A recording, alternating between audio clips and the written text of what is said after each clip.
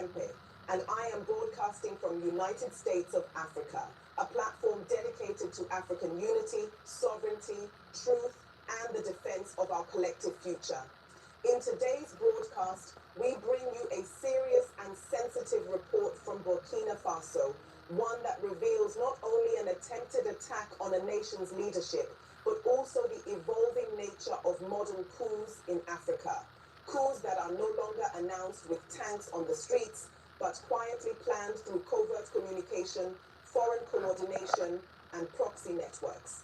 According to credible intelligence sources, a coup attempt was being carefully planned against the current authorities of Burkina Faso. This plot never reached the execution stage, not because it failed on its own, but because it was detected early and dismantled completely by the country's military and intelligence services before a single shot was fired. The plan reportedly involved multiple layers of coordination.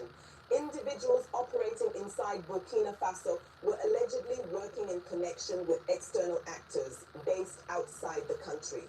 Communications were ongoing, strategies were being adjusted, and targets were being discussed.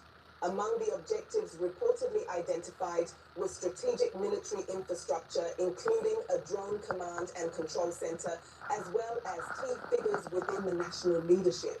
What the plotters did not realize was that every stage of their communication was already under surveillance.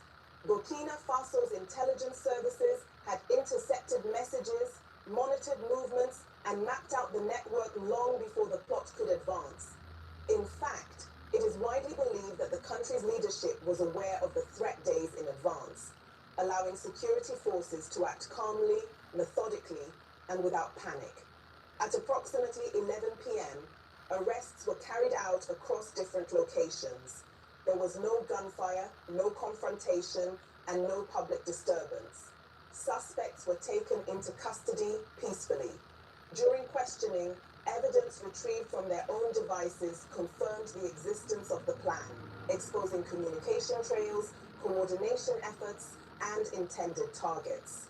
By the time the public learned of the attempted coup, it had already been neutralized. Reports further allege that the operation had external backing, involving actors who continue to view Africa through a colonial lens, believing that African nations can still be destabilized when their political direction no longer serves foreign interests. Take airborne. It'll help fill those holes your immune system may have. Holes? Take airborne.